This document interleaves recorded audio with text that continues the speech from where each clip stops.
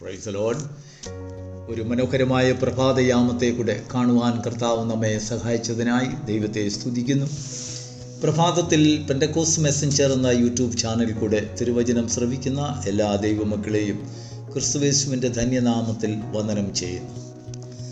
നമ്മൾ നമ്മുടെ മതിലുകളെ പണിയുമ്പോൾ, വിശ്വാസ ജീവിതത്തിൻ്റെ മതിലുകളെ പണിയുമ്പോൾ തകർന്നു കിടക്കുന്ന അനുഭവങ്ങളിൽ നിന്ന് ഒന്ന് കരകയറണം, ഒരു കെട്ടുപാടുകൾ ഉണ്ടാക്കണം, ഒരു വേർപാട്ട ജീവിതം നമുക്കുണ്ടാകണം, സുരക്ഷിതമായ ഒരു ജീവിതം ഉണ്ടാകണം എന്ന് നമുക്ക് താല്പര്യമുണ്ടാകുമ്പോൾ നമുക്കെതിരായി അനേക ശത്രുക്കൾ നമ്മുടെ ഇടയിൽ നിന്ന് തന്നെ എഴുന്നേൽക്കും.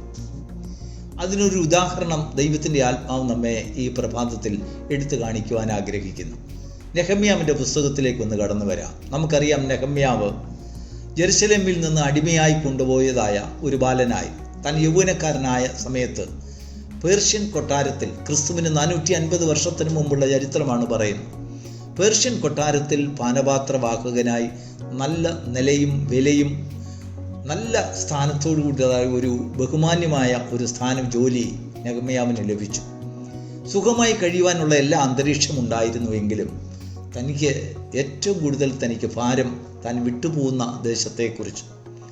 ശിഷ്ടരായി യെരുശലേമിൽ ഉപേക്ഷിക്കപ്പെട്ട ഒരു കൂട്ടം ദരിദ്രരായ ഒരു കൂട്ടം ജനങ്ങളും, ഒരു കഴിവും ഇല്ലാത്തവർ, കണ്ടാൽ അഴകും അല്ലെങ്കിൽ മറ്റ് വിദ്യാഭ്യാസങ്ങളും വിദ്യകളും ഒന്നും അറിഞ്ഞുകൂടാത്തവർ, അങ്ങനെയുള്ളവരുടെ കഷ്ടതയെക്കുറിച്ച് നെഹമ്യാവ് വളരെയധികം ഭാരപ്പെട്ടു. അതിനെക്കുറിച്ച് ഒരു ദിവസം തനിക്ക് ഒരു അറിവ് കിട്ടി.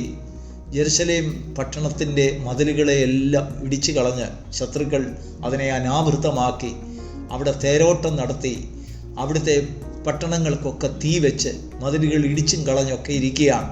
ജനങ്ങൾ അരാജകത്വത്തിൽ കഴിയുന്നു എന്ന് തനിക്കൊരു ബോധ്യമായി, തനിക്ക് ഒരറിവ് കിട്ടി. നെഹമ്യാവിൻ്റെ പുസ്തകം 1-ാം അധ്യായം 4-ാം വാക്യത്തിൽ വായിക്കുമ്പോൾ ഈ വർത്തമാനം കേട്ടപ്പോൾ നെഹമ്യാവ് അവൻ്റെ ഹൃദയം ഉരുകിപ്പോയെന്നാണ് വായിക്കുന്നത്.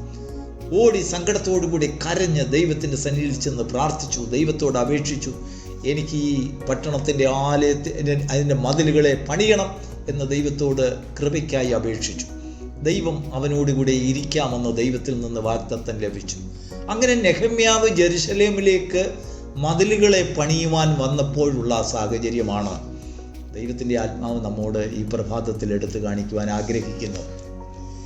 അനേകം ശത്രുക്കൾ നെഹമ്യാവിന് വിരോധമായി എഴുന്നേറ്റു, കൂടുതലും തൻ്റെ സ്വന്തം ജനത്തിൽ നിന്ന്. നെഹമ്യാവിൻ്റെ പുസ്തകം അതിൻ്റെ 6-ാം അധ്യായത്തിൻ്റെ 17-ാം വാക്യത്തിൽ വായിക്കുമ്പോൾ, ആ കാലത്ത് യഹൂദ പ്രഭുക്കന്മാർ തോബിയാവിന് അനേകം എഴുത്തയക്കുകയും തോബിയാവിൻ്റെ എഴുത്ത് അവർക്ക് വരികയും ചെയ്തു. എന്ന് പറഞ്ഞാൽ ഒരു വലിയ പോസ്റ്റ് ഓഫീസ്, ഒരു വലിയ വാട്സാപ്പ് സന്ദേശം, ഒരു വലിയ എന്തെങ്കിലും ഒരു മീഡിയ ഇതാ നെഹമ്യാവിന് വിരോധമായി എഴുന്നേൽക്കുകയാണ്. വളരെ ബിസി ആയിട്ടുള്ള പോസ്റ്റ് ഓഫീസ്, ധാരാളം എഴുത്തുകുത്തുകൾ നെഹമ്യാവിന് വിരോധമായി വരുന്നു. നെഹമ്യാവിന് വിരോധമായി വന്ന എഴുത്തുകൾക്കെല്ലാം മറുപടി കൊടുക്കുവാൻ തോബിയാവെന്ന് പറയുന്നതായ ആ ശത്രു നേതാവിന് വളരെ ബിസി, തൻ്റെ ഓഫീസെല്ലാം വളരെ ബിസിയാണ്. ദൈവത്തിന് മഹത്വം ഉണ്ടാകട്ടെ.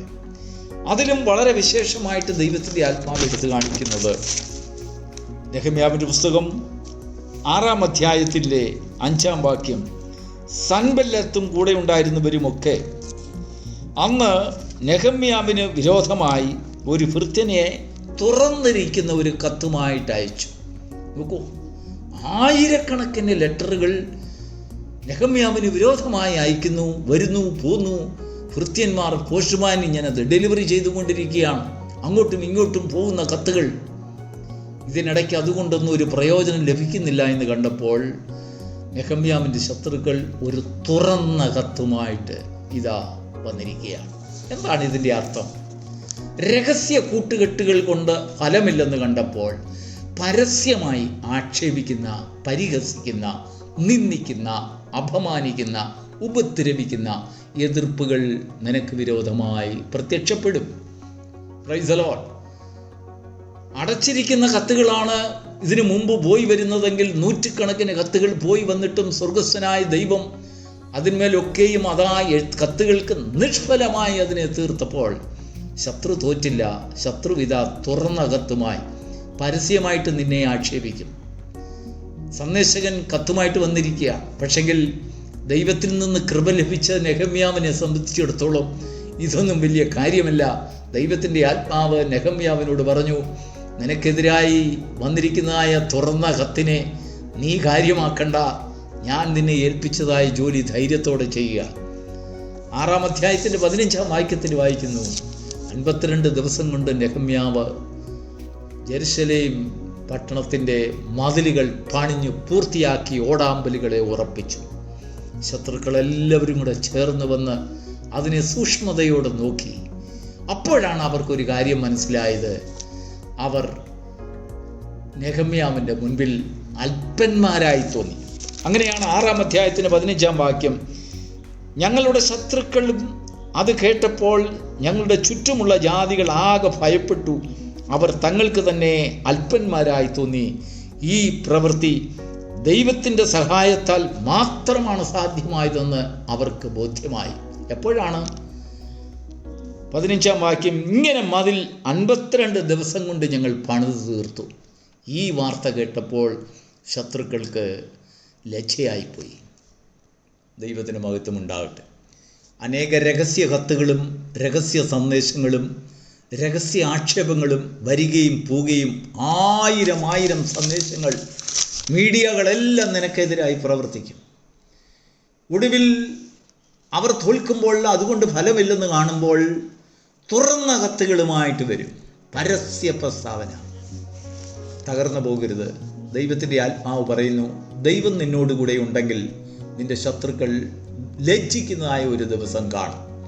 എന്നാൽ നാം നമ്മുടെ പണികളെ തീർത്ത്, മതിലുകളെ തീർത്ത് കഴിയുമ്പോൾ ആ മതിലിന്മേൽ ദൈവം പറയുന്നു, എൻ്റെ ജനത്തിന് ചുറ്റും ഞാൻ തീമതിലായിരിക്കും. ആ മതിലിന്മേലാണ് ദൈവം തൻ്റെ അഗ്നിയെ സ്ഥാപിക്കുന്നത്. അവിടെ ദൈവം തീമതിലായി നമുക്ക് വേണ്ടി യുദ്ധം ചെയ്യും. എന്താണ് ഈ മതിൽ? പ്രാർത്ഥനയെന്ന കോട്ട. ദൈവത്തിന് മഹത്വം ഉണ്ടാവട്ടെ. പ്രാർത്ഥനയെന്ന മതിൽ നാം നമുക്ക് ചുറ്റും സൃഷ്ടിക്കുമ്പോൾ, അത് പൂർത്തീകരിക്കുമ്പോൾ, സമയനിഷ്ഠമായി നാം അതിന്മേൽ ഉത്സാഹത്തോടെ, അധൈര്യപ്പെടാതെ, ശത്രുവിനെ ഭയപ്പെടാതെ പ്രാർത്ഥനയിൽ പോരാടുന്നതായ ഒരു വ്യക്തിയെ അവനെ തകർത്ത് കളയുവാൻ രഹസ്യ കത്തുകൾക്കും പരസ്യ കത്തുകൾക്കും സാധ്യമല്ല. ഊമക്കത്തുകൾ പലതും ഉണ്ടാകും, ഊമ അഭിപ്രായങ്ങൾ പലതും ഉണ്ടാകും. പക്ഷെങ്കിൽ ദൈവം അതിനെയൊക്കെ നിഷ്ഫലമാക്കും. അനേകം പോസ്റ്റ് ഓഫീസുകൾ നിനക്കെതിരായിട്ടുണ്ടായേക്കും, അനേകം മാധ്യമങ്ങൾ നിനക്കെതിരായി എഴുന്നേക്കും, അനേകം നിന്റെ സഹോദരങ്ങൾ നിന്നോട് അല്ലെങ്കിൽ നിന്നോട് സഹോദരങ്ങളെന്ന് മറ്റുള്ള ക്രൈസ്തലോട് പറയുന്ന സഹോദരങ്ങൾ പോലും രഹസ്യമായി നിനക്കെതിരായി കത്തെഴുതും. ഒരു ദിവസം അവരെല്ലാവരും കൂടി ഒരു ഭൃത്യനെ നിന്റെ മുൻപിൽ അയക്കും, തുറന്ന കത്തുമായിട്ട്. അതിൽ മുഴുവനും ആക്ഷേപങ്ങളാണ്, അതിൽ മുഴുവനും അപഹാസ്യങ്ങളാണ് നിന്നെക്കുറിച്ച് എഴുതുന്നത്. പക്ഷെങ്കിൽ തകരരുത്, ദൈവം നിന്നോടുകൂടെ ഉണ്ടെങ്കിൽ സകലതും സാധ്യമായി തീരും. ഒരു ദിവസം നിന്റെ മതിലിൻ്റെ പണി തീരും. ഒരു ദിവസം നീ അതിനെ ഉറപ്പിക്കും, അതിൻ്റെ ഓടാമ്പലുകൾ പൂർത്തിയായെന്ന് നീ പ്രസിദ്ധീകരിക്കും. അപ്പോൾ ശത്രുക്കളൊക്കെയും കൂടി വന്ന്, അപ്പോഴാണ് അവർക്ക് മനസ്സിലാകുന്നത്, അവർ അല്പമേ ഉള്ളൂ, നീയാണ് വലുത്, അവരല്ല, അവർ ചെറിയതാണെന്ന് അവർക്ക് ബോധ്യമാകും. അത് തന്നെയല്ല, നിന്നോടുകൂടെ ദൈവമുണ്ട് എന്ന് അവർക്ക് ബോധ്യമാകുന്ന ഒരു ദിവസം. Price the Lord. പ്രിയപ്പെട്ട ദൈവത്തിൻ്റെ മക്കളെ, ജീവിതത്തിൽ ഇങ്ങനെയുള്ളതായ തുറന്നതും രഹസ്യവുമായിട്ടുള്ള കത്തുകളെ അല്ലെങ്കിൽ പ്രസ്താവനകളെ, അനേക എതിർപ്പുകളെ, അനേക കൂട്ടായ്മകളെ നമ്മുടെ സ്വന്തം സഹോദരങ്ങളുടെ ഇടയിൽ നിന്നും ശത്രുക്കളുടെ ഇടയിൽ നിന്നും നേരിട്ടിട്ടുള്ളതായ വിശ്വാസഭൃത്യ ജീവിതങ്ങൾ അനേകായിരങ്ങളുണ്ട്. സാക്ഷികളുടെ ഇത്ര വലിയൊരു സമൂഹം നമുക്ക് ചുറ്റുമുള്ളത് കൊണ്ട് നമ്മുടെ ക്രിസ്തു യേശുവിൽ വച്ചിരിക്കുന്ന പ്രത്യാശ നിമിത്തം ആ പ്രത്യാശയിലും ധൈര്യത്തിലും അവലംബിച്ചുകൊണ്ട് മുന്നേറുന്നതായ ഒരു ജീവിതത്തിന് അവരുടെ ജീവിതത്തിൽ തകർച്ച ഉണ്ടാകുകയില്ല.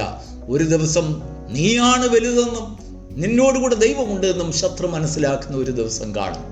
അങ്ങനെയുള്ള ഒരു ദിവസത്തെ കാണുവാൻ ദൈവം നിനക്കും ഈ പ്രഭാതത്തിൽ ധൈര്യം പകരുമാറാകട്ടെ, കൃപ തരട്ടെ. God bless you.